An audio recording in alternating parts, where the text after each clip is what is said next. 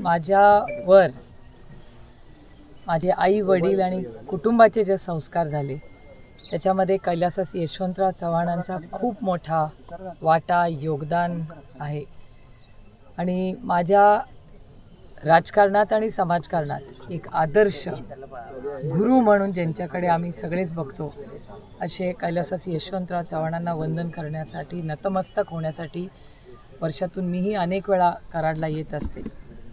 आणि 12 मार्च आणि 25 नोव्हेंबरला जे आता ह्या वर्षी तर 39 वर्ष होत आहेत.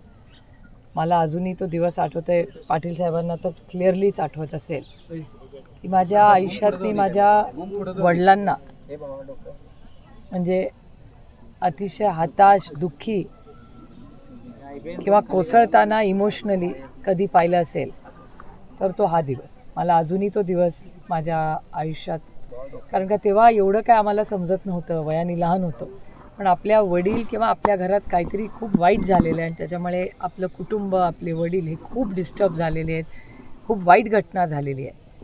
आणि त्यानंतर त्या काळात काही चॅनल नव्हते किंवा टी व्ही नव्हता किंवा काहीच नव्हतं, पण जसं वय किंवा वाचन वाढत गेलं त्याच्यामध्ये चव्हाणसाहेब हे महाराष्ट्राचे पहिले मुख्यमंत्रीच फक्त नव्हते, पण या देशाचे खूप थोर नेते, एक द्रष्टा नेता. आणि जेव्हा जेव्हा हिमालयाला मदत लागली तेव्हा सह्याद्री धावून भारताच्या सेवेसाठी गेला. या गोष्टीचा आम्हाला सगळ्यांना सार्थ अभिमान आहे. हे दुर्दैव आहे की महाराष्ट्राचं राजकारण आणि समाजकारण आणि ज्या वास्तूमध्ये आज आपण उभे आहोत कराडमध्ये, ही छत्रपतींच्या शाहू फुले आंबेडकरांच्या विचाराने आणि नंतर कैलासवासी यशवंतराव चव्हाणांनी तो वारसा चालला. त्यांच्या सगळ्यांच्या पदस्पर्शाने पावन झालेली ही भूमी आहे. आणि संस्कार काय असतात आणि मराठी संस्कृती काय असते आणि राजकारणात ती कशी पाळली पाहिजे, त्याच्या मर्यादा काय, ह्या सगळ्या चव्हाण साहेबांनीच खरं तर महाराष्ट्राला दाखवून दिलेला एक आदर्श नेता होऊन गेले.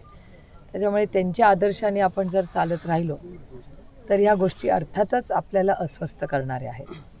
आणि आज महाराष्ट्रामध्ये जी अस्वस्थता आहे त्याच्यामुळे महाराष्ट्राच्या मायबाप जनतेचं नुकसान होतं आहे. 200 आमदारांचं एक सरकार आहे, पण ते स्थिरपणा नाही देत. याच्यात संपूर्ण महाराष्ट्राच्या विकासाचं नुकसान होतं आहे आणि मायबाप जनतेचंही नुकसान होतं आहे. आणि जेव्हा मी दिल्लीतून हे पाहते, पाटील साहेब आणि मी दिल्लीत असतो त्याच्यामुळे आम्हाला दिल्लीत सगळा डेटा मिळतो प्रत्येक राज्यात काय चाललं आहे. आणि गेल्या 1.25 वर्षामध्ये महाराष्ट्राचा जो विकास आहे त्याचा वेग खूप कमी झालेला आपल्याला सगळ्यांना दिसतो आणि हे अतिशय चिंताजनक आहे. आणि हा राजकीय नाही, हा एक सामाजिक विषय होऊ शकतो. भुजबळांचा जो कट आहे तो जातीय दंगली घडवण्याचा आहे. आपल्याला वाटतं का असा कट असू शकतो आणि याची खूप मोठा फटका राज्यातल्या जनतेला बसू शकतो? हो, अर्थातच. तुम्ही वर्तमानपत्र वाचली तर तुमच्याच सगळ्यांच्या चॅनल आणि वर्तमानपत्रात वाचण्यात मला आलेलं आहे की महाराष्ट्रामध्ये प्रचंड अस्वस्थता आहे. आणि ज्या पद्धतीने सत्तेत असलेले लोक बोलतात, आम्ही तरी विरोधक आहोत, पण 200 आमदार असलेलं, मला खरं या वास्तूमध्ये खोका शब्द वापरायचा नाही कारण का आमच्या संस्कृतीत तो बसत नाही, पण दुर्दैवाने ज्या पद्धतीने आईसचा वापर करून म्हणजे इन्कम टॅक्स, CBI आणि EDचा वापर करून 200 आमदारांचे सरकार आलेलं आहे, ते आज महाराष्ट्र अस्वस्थ करण्याचं पाप ही दिल्लीची अदृश्य शक्ती करते. कारण का ही अदृश्य शक्ती ही महाराष्ट्राच्या विरोधात आहे. दुसऱ्या कुठल्या राज्यात असं का नाही होतो की जाती जातीमध्ये तेढ निर्माण होतोय, इन्व्हेस्टमेंट्स येतात दुसऱ्या राज्यात जातात, असलेल्या इन्व्हेस्टमेंट्स दुसऱ्या राज्यात जातात. हे महाराष्ट्रातच कसं होतं? कारण का केंद्रात एक अदृश्य शक्ती आहे ज्याला महाराष्ट्राचं महत्त्व देशामध्ये कमी करायचं आहे. आणि ते फक्त राष्ट्रवादी काँग्रेस किंवा शिवसेनेपुढे सीमित नाही आहे.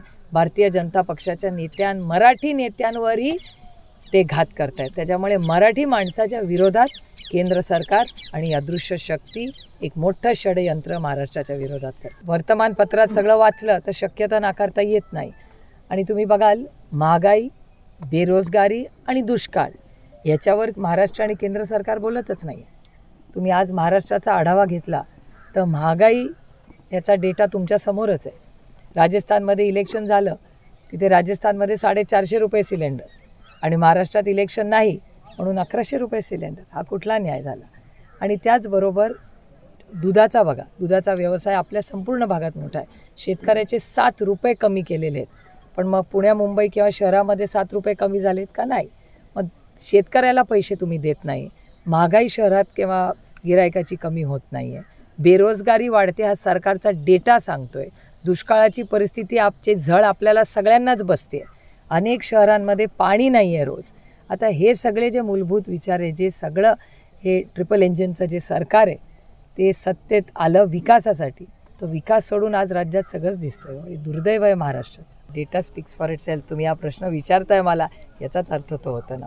मराठा समाज, धनगर समाज, लिंगायत समाज आणि मुस्लिम समाज या सगळ्यांना आरक्षण देऊ किंवा त्यांच्याशी चर्चा करून मार्ग काढू.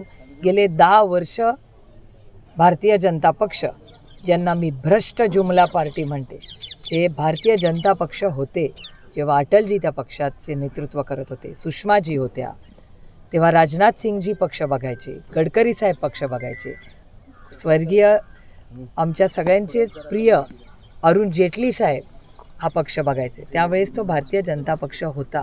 आज दुर्दैवाने या सगळ्यांनी जे योगदान दिलं किंवा असंख्य या देशातल्या कार्यकर्त्यांनी ज्यांनी भारतीय जनता पक्षाला आजपर्यंत सत्तेत आणलं, त्या कष्ट करणाऱ्या, लढणाऱ्या सगळ्या भारतीय जनता पक्षाचे पदाधिकारी, नेते आणि कार्यकर्त्यांनी जे कष्ट केले त्याच्यावर पूर्णपणे आज केवढा मोठा बदल त्या पक्षात झालेला आहे आणि ती आता भ्रष्ट जुमला पार्टी झालेलं आहे. दुर्दैव आहे त्या पक्षाचं आणि त्या कार्यकर्त्यांनी ज्यांनी इतके वर्ष संघर्ष केला. भारतीय जनता पक्षामधलं कोण हे आरोप करते?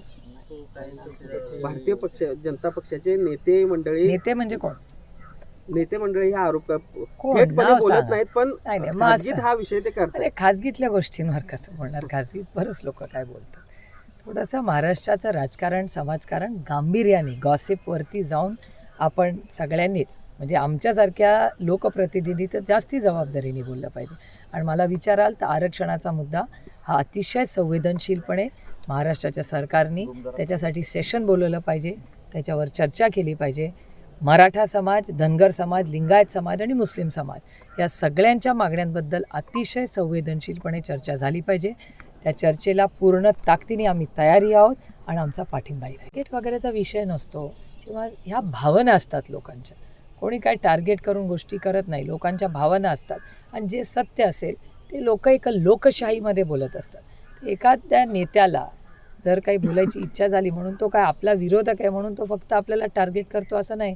अनेक वेळा आमच्यावरही टीका टिप्पणी झाली आम्ही सत्तेत असताना, म्हणून आम्ही काय लगेच विक्टिम कार्ड खेळलेलं नाही.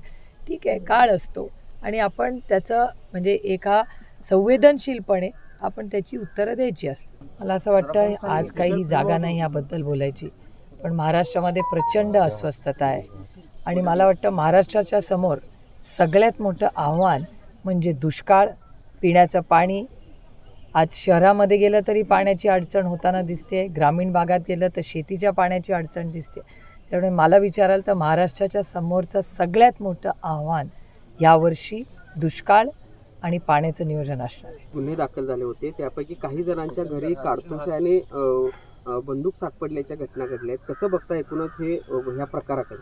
नाही, होम मिनिस्ट्रीचा फेलियर आहे. इंटेलिजन्स असतं या राज्यामध्ये आणि अनेक वर्ष जे यशस्वी होम मिनिस्टर राहिले या टर्ममध्ये असं काय झालं आहे की त्याच होम मिनिस्टरचं काम त्या दर्जाचं आपल्याला दिसत नाही. याचाही विचार आपण सगळ्यांनी केला पाहिजे.